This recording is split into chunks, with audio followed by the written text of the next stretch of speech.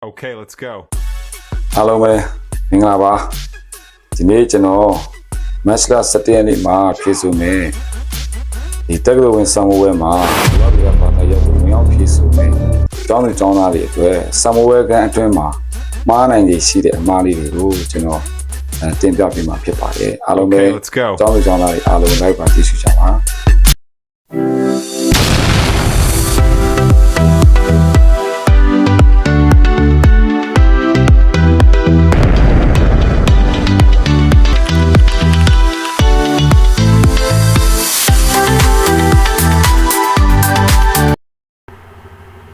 Hello, မင်္ဂလာပါ။ညာဒီနေ့ပြောကြမယ်အကြောင်းအရာမကြာမီချိန်တော်တွင်မှာဖြည့်စုံတဲ့တက္ကသိုလ်ဝန်ထမ်းစာမေးပွဲဒီမှာလောဘိတဘာသာရပ်ကိုမြောက်ဖြည့်စုံတဲ့ကျောင်းသူကျောင်းသားများအတွက်စာမေးပွဲကအတွင်မှားနိုင်သောအမှားများကိုလေ့လာသုံးသပ်တင်ပြခြင်းဆိုတဲ့အောင်းခြင်းနဲ့နည်းဆွေးနွေးကြမှာဖြစ်ပါတယ်။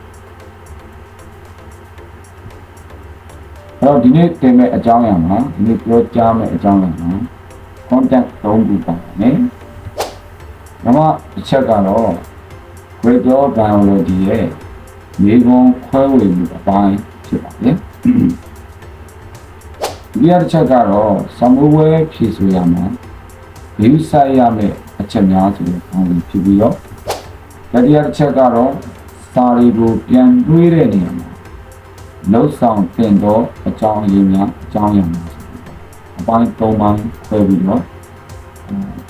ဒီနေ့ကျွန်တော်သင်ပြမှာဖြစ်တယ်။ပထမဆုံးအနေနဲ့ဆက်လာ Greater Biology မျိုးခွဲဝင်အပိုင်းကိုဒီနေ့လေးသိလာကြည့်ပါနော်။ပထမဆုံးချက်အနေနဲ့ကျွန်တော်က Greater Biology မှာ session 2ပိုင်းပါတော့ပထမတစ်ပိုင်းကတော့ session A ဖြစ်ပြီးတော့ဒုတိယတစ်ပိုင်းကတော့ session B ဖြစ်ပါတယ်။အမှတ်ခွဲဝေမှုရကြည့်မယ်ဆိုရင် session A ဟာ30ခုဖြစ်ပါတယ်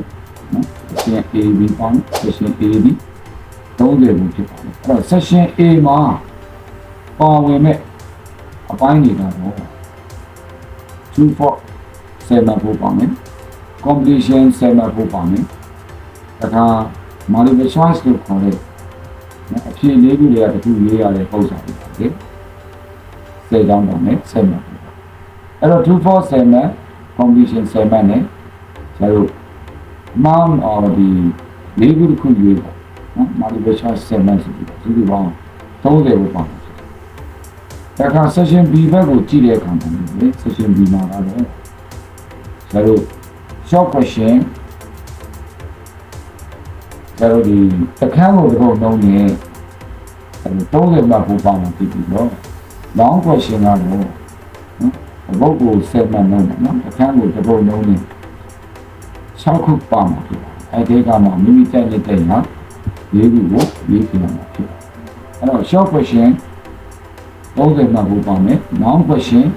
40မှတ်ဖို့ပါအဲ့တော့စုစုပေါင်းကျွန်တော်တရားမှတ်ဖို့ဖြစ်အဲ့ဒါကဒီမြေပုံခေါ်လို့တာနော် session A ပါမယ် session B ပါ session A မှာ1 2 3 နံပါတ်တွေပါမယ်ဘာတွေလဲလို့ true for completion correct answer ဒီ session B မှာတော့ short question နဲ့ long question နော်ဒီကောင်မြေပုံထဲမှာ120ကိုပြီးတာမယ်ဒါပေမဲ့ကျောင်းသူကျောင်းသားတွေတကယ်ဖြေရမှာတော့100ကိုပဲဖြေရမှာဖြစ်ဟုတ်ပြီအဲ့တော့ဒါတွေကတော့ကျောင်းသူကျောင်းသားတော်တော်များများပြီးတာဖြစ်ပါတယ်ဆက်ပြီးတော့ဆက်လို့ပြေးလာဖြစ်ဟုတ်ပြီဒီနေရာမှာဆက်လို့ဒီ Greater Biology ရဲ့မြေပုံခေါ်လို့အပိုင်းလေးကိုဆက်လက်ပြီးပြောပြပါမယ်ဒီနေရာမှာတော့ဆရာက chapter by chapter ပေါ့နော် chapter တစ်ခန်းချင်းစီရဲ့ရနိုင်ခြေရှိမဲ့အမှတ်တွေအများဆုံးရနိုင်ခြေရှိမဲ့အမှတ်တွေဆရာတို့ဖွဲ့ဝေကြည့်အောင်အဲ့တော့ဆရာကဒီမှာ chapter 1 2 3 4 5 6အဲ့ဒါတော့ဒီမှာကစက်တကြီး6ခန်းပါဆိုတော့အဲ့ဒီ6ခန်းလို့ဆိုတော့မှာကြီးပြတာလေအဲ့ဒီ6ခန်းလုံးချင်းကနေပြီးတော့တစ်ခန်းချင်းစီကနေ2 for အတွက်နော်ဘယ်နှမဖို့ရနိုင်လဲ completion အတွက်ဘယ်နှမဖို့ရနိုင်လဲ correct answer အတွက်ဘယ်နှမဖို့ short question ဘယ်နှပုတ်ပါလဲ long question ဘယ်နှပုတ်ပါလဲစုစုပေါင်း total ဘယ်လောက်ရအဲ့ဒါကိုဆက်ပြီးလေ့လာကြည့်အဲ့တော့ chapter 1အတွက်ကြည့်မယ်ဆိုလို့ရှိရင်ဆက်လို့ true false နှစ်မှတ်ပါမယ် completion နှစ်မှတ်ပို့ပါမယ် correct answer တစ်မှတ်ပို့ပါမယ်ဒါကအဲ့ဒါ section A ပိုင်း section B ပိုင်းမှာကြည့်မယ်ဆိုလို့ရှိရင် section B ပိုင်းမှာ short question 9မှတ်တန်ကတစ်ပုတ် long question 7မှတ်တန်ကတစ်ပုတ်အဲ့တော့ဒါလို့ section A မှာက9မှတ်ပို့ပါမယ် section B မှာက15မှတ်ပို့ပါမယ်အဲ့တော့ဒီလိုပေါင်းဆက်လို့ပြောရမယ်20မှတ်ပို့ရမှာဖြစ်နော်ဒါက chapter 1အတွက်အလားတူပဲ chapter 2အတွက်ကြည့်မယ်ဆိုရင်လည်းဆိုတော့ chapter 1နဲ့ဟောလို့မြင်အတူတူပဲဖြစ်တယ်အကြောင်းလို့2 2 1ဒီဘက်က5 10နော်ဒါလေးဆက်လို့ section A မှာ9မှတ် B မှာ15မှတ်စုစုပေါင်း20ဟုတ်ပြီ chapter 3ကိုကြည့်မယ်ဆိုရင် chapter 3ကျတော့နည်းနည်းလေးပြောင်းပါပြီ true false နှစ်ကြောင်း completion တစ်ကြောင်း correct answer နှစ်ကြောင်းအဲ့တော့သူက section A မှာ212ဖြစ်တော့လေအဲ့တော့9မှတ်ပေါ့နော်နောက်ကတော့ short question နဲ့ long question တော့တစ်ပုတ်ဒီပါမှာဒီတော့ဒီပေါင်း20လို့ရတယ် chapter 4ကိုကြည့်တဲ့အခါမှာလေ chapter 4ကလည်းကျတော့ chapter 3နဲ့အတူတူပဲဖြစ်ပါတယ်အဲဒါကြောင့်လို့သူလည်း2 1 2ဖြစ်ပါတယ်အဲကြောင့်ကျတော့9မှတ်ပါပြီးရင်နောက်က section B ကတော့9မှတ်တန်1 7မှတ်တန်1ဆိုတော့ဒီပေါင်း20မှတ်ပို့ဖြစ်ပါတယ်ပြီးရင် chapter 5ကျတော့ဆရာတို့ဒီ3 4နဲ့မတူတော့ဘူး chapter 5ကျတော့ဆရာတို့နော်2 4တစ်ကြောင်း completion နှစ်ကြောင်း multiple choice နှစ်ကြောင်းအဲ့တော့1 2 2ဖြစ်သွားတယ်အဲ့တော့ဆရာတို့က1 2 2တော့9မှတ်ပေါ့နော်အဲ့မှာ short question တစ်ပုတ် long question တစ်ပုတ်ဆိုဒီပေါင်း20မှတ်ဖြစ်တယ်အလားတူပဲ chapter 6ကိုကြည့်မယ်ဆိုရင်ဒီ chapter 5နဲ့အတူတူပဲဖြစ်ပါတယ်1 2 2 5 10အဲ့တော့ဆက်လို့20မှတ်ဖြစ်အဲ့တော့ဒီမှာဆရာတို့ကြည့်ကြည့်ရတဲ့အခါမှာ short question ကတစ်ခန်းကိုတစ်ပုတ်နှုံးနေနော်ဒီမိခွင်းနံပါတ်4မှာတစ်ခန်းကိုတစ်ပုတ်နှုံးနေဆရာတို့6ခုလာတော့မယ် answer all question ဖြစ်ပါ answer all question ဖြစ်ပါတယ်မိခွန်းအားလုံးကိုဖြေဆိုအောင်ဖြစ်တယ်တော့ရွေးချယ်ခွင့်မရှိပါဘူးပြီးရင်ဆရာတို့ long question ကြည့်မယ်ဆိုရင်လည်း long question မှာလည်းအလားတူပဲနော် answer any ပြောတော့ answer any 4 question ဖြစ်ပါတယ်ဒါပေမဲ့ပါဝင်မှုကတော့တစ်ခန်းကိုတစ်ပုတ်လုံးနဲ့ပါအဲကြောင့် A B C D E F လို့ပြရမယ်ပြီးရင်နော်ဒါမိခွန်းနံပါတ် A က chapter 1 B က chapter 2ပေါ့ C က chapter 3ပေါ့အလားတူအဲ့လိုမျိုးပုံစံမျိုးနဲ့နော် chapter 6ခန်းလုံးကိုအစလိုက်နိုင်ပြီလေအဲ့တော့အဲ့ဒီကမှမိမိကြိုက်တဲ့ရ၄ခုကိုဆက်ပြီးပြီးဖြစ်ဒါကြောင့်မို့လို့ဆရာတို့ကအဲ့ဒီမှာမေခွန်းမှာစုပေါင်းတရားနဲ့ဆရာတို့ကနော်20ကိုပေးတာတရားနဲ့20ကိုပေးတာနဲ့အဲ့ဒါကမှကျောင်းသူကျောင်းသားကဆရာတို့တရားကိုရွေးဖြေရမှာဖြစ်ပါဟုတ်နော်အဲ့ဒါဆိုရင်ဆရာတို့ဒီ biology question နဲ့ပတ်သက်ပြီးတော့နောက်ထပ်နော်ဒီဆရာတို့ဒီထပ်လေ့လာကြည့်အောင်အဲ့တော့သူက section A ပေါင်းတယ် section B ပေါင်းတယ်နော်ဆိုတော့ပြောပြတာပါအဲ့တော့ section A မှာဆိုတော့ true false completion multiple choice ပေါင်းတယ် section B မှာဆရာတို့ဒီ short question 9မှတ်တန်နဲ့ long question 7မှတ်ဟုတ်ပြီဒါဆိုရင် section B ကတော့ဆရာတို့ရှင်းတယ်ပြဿနာမရှိဘူး section A မှာဒီနေရာမှာတမတ်တန်ရဲ့ခေါ်ဝင်မှုအပိုင်းလေးကိုဆိုတော့နည်းနည်းလေးသုံးသပ်ကြည့်အောင်ဒီသုံးသပ်မှုကဆရာ question တွေပေါ်မှာလိုက်ပြီးသုံးသပ်တာဖြစ်ပါတယ်နောက်တော့ဆရာပြောနေတဲ့အကြောင်းအရာတွေအားလုံးကတကယ်သတင်းစာတွေမှာပြောထားပြီးသားဖြစ်တယ်နောက်တော့ကျန်ဆရာတို့ဒီပေါ့အောင်ကျမြင်မာရေးတွေမှာလည်းပြောထားပြီးဖြစ်ပါအဲကြောင့်လို့ဆရာကဒါကိုအမှုနဲ့မှတ်ဖြစ်မှာဆိုလို့ဆက်လက်ပြီးတော့နည်းနည်းလေးပြန်နှွှဲပြရတယ်နော်အဲ့တော့ဟုတ်ပြီဆရာတို့ဒီမှာနော် true false ဒါဆိုမိခွန်းနံပါတ်1 completion မိခွန်းနံပါတ်2နော် multiple choice မိခွန်းနံပါတ်3အဲ့ဒီမှာဆရာတို့ကပါနိုင်တဲ့ question type ကဒီလိုမျိုးရှိမယ် chapter တွေကိုခွဲကြည့်တဲ့အခါမှာဒီမှာသူကဒါလေးကိုဆိုရင်ဒါ2 false နံပါတ်1လို့ထားမယ်နော်1ဒီလိုပေါင်းနော်ဒီကြာနည်းနည်းလေးနဲ့ကြာဝိုက်ပြန်တယ်အဲ့တော့အဲ့ဒါဒီ1 2 3 4 5 6အဲ့ဒါ chapter level 1 2 3 4 5 6 number level 1 2 3 4 5 6နော်အဲ့လိုစီလိုက်တယ်စီပြီးတဲ့အခါမှာသူကဒီဘက်ကိုဆက်မေးတဲ့အခါမှာဘယ်လိုလာရလဲဆိုလို့ရှိရင်နော်ဒါက1 2 3 4ဆိုပြန်လာအဲ့တော့ဆရာတို့ကသုံးသပ်တဲ့အခါမှာ chapter 1ကကြည့်တယ်မိကုန်းနံပါတ်1ကော2ကောကို chapter 1ကြီးမလာဘူးအဲကြောင့် chapter 1ကပါနိုင်မှာနှစ်ပုတ်ပါမယ်မိကုန်းနံပါတ်1နဲ့မိကုန်းနံပါတ်9မှာပါနော်အဲ့လိုခွာပါမယ် chapter 2ကကျတော့လည်းအဲ့လိုလေမိကုန်းနံပါတ်2နဲ့မိကုန်းနံပါတ်10မှာပါမယ်နောက်တစ်ခါ chapter 3ကလည်းပဲအဲ့တော့မိကုန်းနံပါတ်3နဲ့မိကုန်းနံပါတ်9မှာပါကွာ chapter 4ကိုကြည့်မယ်ဆိုရင်မိကုန်းနံပါတ်ဟုတ်ပြီမိကုန်းနံပါတ်4နဲ့ဘယ်လိုမှပါမယ်ဆိုရင်မိကုန်းနံပါတ်ဘယ်လောက်မှပါမယ်ဆိုတော့1 2 3 4ပေါ့နော်ဒီဘက်ကchapter 4က10မှာပါမိကုန်းနံပါတ်10ဟုတ်ပြီနော်အဲ့တော့ကျတော့ဒီမှာကြည့်လိုက်မယ်ဆိုလို့ရှိရင်အဲ့ဒီခွဲဝေမှုအပိုင်းလေးကိုတည်တည်ကြကြယူဆိုင်ပါတခါတည်းရဆရာတို့ကဟိုမိကုန်းနံပါတ်1ကော2ကော chapter 1ဒီလာမျိုးတင်မှာတွေ့ပါနော်အလားတူပဲဆရာတို့ completion ကိုကြည့်မယ်ဆိုရင်completion မှာလည်းပဲဆရာတို့ကအဲ့ဒီတိုင်းပဲဆက်လာမှာဖြစ်တယ်နော် completion မှာအဲ့တော့ completion ကိုကြည့်မယ်ဆိုရင်ဆရာတို့ကဘယ်လိုပါလဲ1 2 3 4 5 6အစလိုက်တိုင်းဆက်လိုက်မယ်ပြီးရင်နောက်ထပ်6ရဲ့နောက်ရောက်သွားပြီဆိုရင်5 6 1 2 5 6 1 2 okay အဲ့လိုပြန်သွားမှာဒါဆိုရင်ဆရာတို့ကအဲ့မှာပြန်လိုက်ကြည့်ကြည့်ပါနော်ဆရာဗီဒီယိုတားရှည်တောင်းဆိုအဲ့မှာဆရာပြောထားတဲ့အကြောင်းအရာကိုပြန်လိုက်ကြည့်ကြည့်ပါအဲ့တော့ငါချက်လာတာဘယ်ခံလဲပြီးဘယ်နံပါတ်ဒီမှာဖြေရမှာလဲဆိုတော့ပြန်လိုက်ကြည့်ပါနော်အဲ့တော့ပြီး multiple choice ပဲဒီတိုင်းပါပဲဆရာတို့1 2 3 4 5 6အစလိုက်တိုင်းရှင်းမယ်ပြီးရင်ဆရာတို့ဘက်ကပါလဲ3 4 5 6ပြန်ရှင်းအဲ့တော့ဆရာတို့ကိုချက်ထားတာဘယ်ခံနေလဲနော်အဲ့တော့ the map and true for quality multiple choice မှာငါချက်ထားတဲ့အခန်းတွေကဘယ်နံပါတ်တွေကနေပြီးဖြေရမှာလဲဆိုတာသိကြဆရာတို့တေးချာလေး view site ပြီးတော့တော့လေ့လာကောင်းလို့ဆိုရင်ကိုတေးကြတော့ပေါ့ကွာပို့ပြီးတော့စနစ်တွေအားကျတာပေါ့နော်အဲ့တော့ဒါကတော့ချင်းပါလေဒီ operation ညာ alpha operation မှာမှတ်တယ်နော်လေ ABCD EF နေမယ်နောက်တစ်ချက်လည်း ABCD နော်အဲ့အားဆရာတို့နောက်တစ်ခုsomewhere ဖြည့်ဆိုရမယ် view site ရမည်အချက်များဒီပထမဦးဆုံးအချက်ကတော့ဒီလိုခုနကမှန်အောင်တက်တယ်နော်ခုနကမှန်အောင်တက်ခုနကမှားသွားရင်ဒီအောင်သိထုတ်တဲ့အခါမှာအဲ့ဒါတွေလည်းတက်နေတာကြောင့်လို့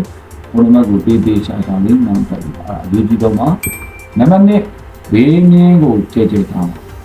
ဘေးမြင်းကိုဆရာအများကြီးပြောတယ်ပြည်တယ်တပြားစာတာလိုက်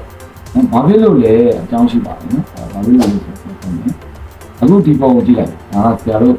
ဒီပညာရေးဝန်ကြီးဌာန official ထုတ်ထားတဲ့ website ကနေဆရာဒါလေးကိုဒီသုံးလာတာကအဲ့အတွက်လည်းဒီပညာရေးဝန်ကြီးဌာနကဒီ site ကိုဆရာ citation ပေးပါတယ်ဟုတ်တယ်ပေးပါနော်အဲ့တော့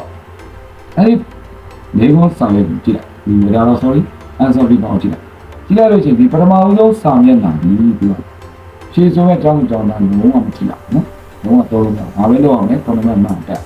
ပြီးရင်နောက်တစ်ရက်မြန်တယ်အဲ့ဒုတိယစာမျက်နှာကိုလည်းဒီလိုမဖြေသေးနဲ့တတိယစာမျက်နှာဒုတိယစာရွက်ရဲ့တတိယပထမစာမျက်နှာကိုဖြေစပြီအဲ့လိုဖြေပြီးဆိုရင်အခုဒီကောင်ပုံလို့ပြတယ်လေဘေးလေးကိုထည့်ထည့်ပြီးထားပြီးရင်ကလေးတို့ကဒီဘက်မှာဘာလို့လုပ်လို့ဆိုရင်သမုဒ္ဒရာဖြေကြမှာပေါ့ကွာဥပမာဆိုလောက်ပြနော်ဒီနေရာမှာကလေးတို့ကစာလေးဖြေတယ်နော်နေရာမှာစာလေးဖြေဖြေတဲ့အခါမှာတရားကြီးသမားကြီးကစာပြတဲ့အခါမှာဒီရဲ့အတွင်းသား test body ထဲမှာမင်းတို့အမှတ်မပေးဘူးကွာအပြင်မှာလာပေးရအဲ့တော့ဒီနေရာမှာအမှတ်ကြီးလေးချက်လိုက်မယ်ပြီးတမတ်အစပ်ကိုပေးမယ်ပြီးတူတယ်ဘလောက်လဲမှာအဲ့လိုပေါင်းတဲ့အခါမှာအဲ့ဒီဘင်းကြီးကကျင်းလေးဆိုရင်ဘာမှမစဉ်းစားဘူးကျင်းလေးဆိုရင်ဘယ်လိုလုပ်မလဲအဲ့တရားကြီးသမားကြီးအမှတ်ပေးတဲ့အခါမှာကျတော့ခက်ခဲပါဘူးအဲ့တော့ပေါင်းတော့ဝဲတယ်အဲ့လိုဝဲတာလို့နော်ကိုယ်ပဲနေတာဒါကြောင့်ဘင်းကြီးကိုဘာလုပ်လဲကျဲလေးတာပြီးဒါမှမဟုတ်ရေးကြည့်တဲ့အချက်ပေါ့နော်ဟုတ်ပြီနောက်တစ်ချက်ကဆရာက objective question ကိုဖြေတဲ့အခါမှာရောမကဏ္ဍနဲ့ရှိတာအဲရောမကဏ္ဍ1 2 10နော်အဲ့ဒါလေးလည်းမှန်အောင်တက်ပါဒီကုန်းထဲမှာလည်းပါပြီးသားဖြစ်တယ်ဒီကုန်းထဲကနေကြည့်တယ်အမှားများတော့ကတော့ဆရာတို့4 နဲ့6ပေါ့နော် I we နဲ့ we တာ I we ဆိုရင်ဆရာတို့က4ပေါ့နော် we I ချင်းနောက်အဲ့ဒါကိုမှားလိုက်ပြီဆိုတော့ဖြေရောနံပါတ်ကောမှားသွားရင်နောက်အဲ့နှစ်ပုတ်လုံးတော့နော်အဲ့ဒီအမှန်ကြီးနော်နောက်တစ်ခုကတော့ short question တွေနဲ့ long question တွေနဲ့နံပါတ်တွေကိုနားတော့ပါဥပမာ 4A 4B 4C နော်ဒါက 5A 5B 5C ဒါလိုနံပါတ်နားတော့ပြီးရင်တပုတ်ပြီးတပုတ်ကိုကြည့်လို့ရှာလေးမြင်ပိတ်ပါပြီးတက်ရက်ပြီးဖြည့်ပြီးနော်ဟုတ်ပြီဒါလည်းနောက်တစ်ချက်ဆက်ထပ်ပြီးနော် somewhere ဖြည့်ရမှာနောက်ဆုံးချက်ပေါ့နော် ဘေးဆိုင်ရမယ်ဖြစ်နေတယ်ပထမတစ်ချက်ကတော့2 fault ဆိုဖြစ်နေဖြေတဲ့အခါမှာတချို့ကလေးတွေကအခုလိုမျိုးရောင်းပေါ်လေးတွေပါလေတကယ်ရမဆွဲတတ်ဘူးကိုအစီအပြေလိုရေးကွာတစ်တာတင်းတင်းတုံးနောက်တော့ဒီကို30ကိုလည်းပေါင်းပြောင်းရေးပါတယ်အဲ့တော့ဒီကဏ္ဍလေးတွေစိတ်လေးတွေဖြစ်သွားတယ်အဲ့ဒီမှာကလေးတို့ဒီဘက်မှာ2 4ပါညာရေးတယ်ပေါ့ရေးတဲ့အခါမှာ2 4နဲ့ဒီစာရ1နဲ့2ကြားမှာရောက်သွားတာလို့တခါ2နဲ့3ကြားရောက်သွားတာလို့တခါတည်းဒီဘက်ကနံပါတ်ကဆရာတို့က10လုံးပြည့်ပြီးတော့2 4 9လုံးပဲဖြစ်နေတာအဲ့တောင်း60လို့ဟိုဒီအမှားတွေတွေ့ရအဲ့ဒီလိုအချိန်မျိုးမှာဘယ်သူညစ်တာလဲတောင်းတော့အရင်ညစ်တာပဲအကြောင်းမလို့ဖြစ်နိုင်လို့ဒီအခုဆရာတို့ကကြားပေါ်လို့ဆွဲလိုက်ပါပြီးအဲ့မှာရောမကဏ္ဍလေးတစ်ကနေ30ဒီမိကိုရီးယားနဲ့ကြည့်ပြီးရေးလိုက်ပြီးရင်ကိုရတဲ့နံပါတ်လေးတွားပြီးဖြေထားလိုက်ပေါ့ပြီးမှအေးဒီနာမည်ထပ်ပြီးပြန်အောင်နော်အများကြီးကတော့တမန်တယ်ဆိုတော့နောက်ဆုံးမှဖြေကြတယ်နော်အဲ့ဒါပြီးရင်ဒါ completion လည်းပြန်ပြီးရောကလေးပြောတော့ကြည့်ကြလေးဆိုတော့ဘာတချို့ဒီဘာဟိုဒီတမ်းတွေကရှေ့ရောဥမာပေါ်ပြီးတော့စီးလို့ပါလို့ရှေ့ရောရှေ့တော့သူကနည်းနည်းလေးဘေးဥဒလေးတာမယ်ပေါ့အပြင်မောမကလည်းတွေ့တာတစ်စက်လေးဆိုတော့မောင်တက်ပြီးတော့လို့ချင်းအပြေမောင်လုံးမောင်တက်ဖို့မှန်မှန်ကန်ကန်နဲ့ရေးရမယ်အနေငယ်အများကြီးနဲ့ဒီဆိုင်ရေးရနော်ဒါက completion ပဲနောက်တစ်ခုဆရာတို့ဒီ multiple choice ကြည့်မယ်ဆိုတော့ A B C D လေးခုပေးထားမှာအဲ့ဒီကမှာဒီလိုအပြေမှန်တစ်ခုဝယ်ပေးရမယ်နောက်ကဆရာတို့အဖြေကိုထည့်ရေးမှာမလို့ A ဆို A B ဆို B C ဆို C D ဆို D အဲ့တော့ဆရာအမြဲတမ်းအားသာပြောလို့ A or B A or B or C or D လုံးဝမရပါဘူးပြီးရင်ဆရာတို့ကမပီတာရင်လည်းလုံးဝမပေးပါဘူး B လိုဒီလိုအဲ့လိုတိုင်းလည်းလုံးဝပေးမှာမဟုတ်ပါဘူးပြတ်တာနေဆိုဒီချာလေးရေးခဲ့ပေးပါဒါတော့ဆရာတို့ပုံမှန်ပြင်းဆက်ဖြစ်မဲ့ဆရာတို့ပါလာမယ်နံပါတ်10 9A နံပါတ်10နဲ့ပြီးမြေလေးပိတ်နော်ဆရာတို့ညာပြီးရှာပြီးလိုက်မြေလေးပိတ်လိုက် 9B ဆက်ဖြစ်လိုက် 9C ဆက်ဖြစ်လိုက် 9D 9E 9ဆက်ပြီးဆရာတို့စာကြားနေတဲ့ကလေးတော့အေးစီးစီးဆရာတို့ဖြေလို့ရပါတယ်စာမရတဲ့ကလေးကတော့ဟိုဖြေလိုက်ဒီပြအဲ့လိုမျိုးနည်းနည်းကြောက်ရတယ်ပေါ့နော်အဲ့တော့ဒီစံမမဖြေခင်လေးမှာကလေးတို့ဒီအကြောင်းအရာလေးတွေကိုပြေချာတိသွားပြီးတော့နော်ဒီစံမအတွက်ပြင်ထားမှာဒါကတော့ဘုံနဲ့ပိုင်းနေဖြစ်တယ်နော်ဟုတ်ပြီနောက်တစ်ခုကဆရာတို့နောက်ဆုံးချက်ပါနိစာပြန်နှွေးရမှာလောက်ဆောင်တင်ပြရအောင်အဲ့တော့ရှင်းပါလေဆရာတို့စာပြန်နှွေးတော့မယ်ဆိုရင်လွယ်ပြီးတော့အရေးကြီးတဲ့ပုံစံကိုအရင်နှွေးဖို့ခက်တဲ့ပုံစံကိုအရင်စမွေးလိုက်ရင်ဒီအဲ့ဒါနဲ့အချိန်ပုံမှာနော်တပည့်ရမယ်နော်ဟုတ်ပြီနောက်တစ်ချက်ကကြက်ပြီးသားပုံစံကို spelling check ပါဆရာတို့ပြန်ပြီးတော့ slow down ပြန်စစ်ပါပြီးတော့အရေးကြီးတဲ့ပုံစံလေးကိုပြန်ချရေးပါနောက်တစ်ခုကတော့ diagram တွေကိုသိချင်ကြည့်ပါပြီးရင် diagram မှာပါတဲ့ label တွေလည်းသိချင်စစ်ပါ SDS ကစားသိချင်စစ်ပြီးပါနော်ပုံလည်းတချို့ဆွဲထားတဲ့ပုံတွေဆိုတော့လည်းဆွဲရမယ်နော်ပြီးရင်ကျတော့ဆောင်းဝဲကန်းကိုတွားလိုက်တယ်မင်းတို့ခဲသားဘောမင်းတွေယူသွားကြတယ်အဲ့ခဲသားဘောမင်းတွေကပုံဆွဲအရန်နော်ဆိုဒါကြောင့်လို့ဆရာတို့ကပုံမှန်ဆရာတို့ဒီပိုးပြီးတော့ကျူးပြီးတော့ HB ကိုအဲ့လိုမျိုးခဲတယ်မျိုးကိုနော်ဆရာတို့ဒီနှစ်ချောင်းလောက်နော်အတုံးတစ်ချောင်းအရှုံးတစ်ချောင်းနှစ်ချောင်းလောက်ထည့်ပြီးရင်ကျတော့ပုံဆွဲတဲ့အခါမှာပထမဆုံးအရှုံးလေးနဲ့အရာပြီးအတုံးနဲ့ကျတော့အဲ့လိုပြီးတော့ချက်ချင်းဆွဲအဲ့ဒါဆိုလို့ပုံကလုံးဝရှင်းလင်းနေအောင်မြင်ရပါတယ်အဲ့လိုမျိုးပဲနဲ့အဲ့တော့ခဲသားဘောပြီးပြပဲလိုက်ဆွဲနေတော့တချို့ share ရမယ့်ကိစ္စတွေဆိုရင်အဲ့နည်းနည်းလေး highlight ပေးရမယ့်ကိစ္စတွေခဲသားဘောပြီးအမပြေဘူးနော်အဲ့ဒါလေးဒီချာလေးဒီစားပြပါနောက်တစ်ခုကတော့မေကွန်ဒါတော့အရေးကြီးတယ်နော်အဲ့တော့မေကွန်ဒီ0 100% လို့ကြည့်ကိုကြည့်အောင်ပါဒါလို့ကိုနောက်ပဲမင်းရနေပါသည်မေကွန်သဘောတရားနားမလဲတော့ဆိုရင်အဲ့မင်းသံဝဲမှာမေကွန်နဲ့ပတ်သက်ပြီးအခက်အခဲအများကြီးဖြစ်နေတယ်နော်ဟုတ်ပြီအဲ့တော့ဆရာဒီနေ့ပြောတဲ့အချက်တွေတော့လောက်ပါပဲအဲ့တော့ဒီပြောတဲ့အချက်တွေကို data line လုပ်ပြီးတော့ကျတော့ဒီ3လပိုင်း17ရက်နေ့မှာဖြေရမယ်နော်ဒီစံဝဲကြီးကိုဆရာတို့အခက်အခဲမရှိနော်ဖြေသွင်းနိုင်ပြီးတော့ဂုဏ်ပြုပန်းနေအများကြီးပန်းစင်နိုင်ရပါသေးလို့ဆုမွန်တောင်းပေးပါလေနောက်တဲ့ဗီဒီယိုဆက်တွေ့အောင်ဒီကြည့်ကြပါ